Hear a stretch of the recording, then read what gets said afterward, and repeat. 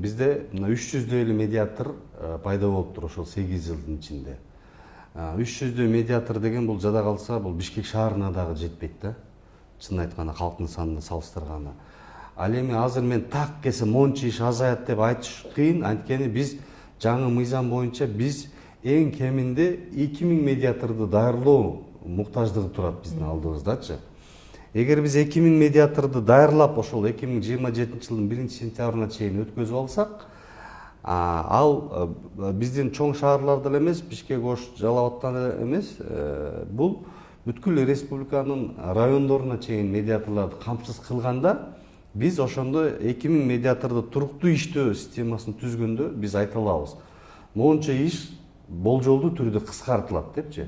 Бирок бул жерде эң негизги маселе турат да. Мен жана айттым го, адамдардын баягы ошол сөздү кабыл алуусу, ошондой институттун бар экени, ошого кайрылуу, ошолордун маселесин чечүү баягы психологиялык барьер босогону өткөзүш керек болуп атат адамдаргачы.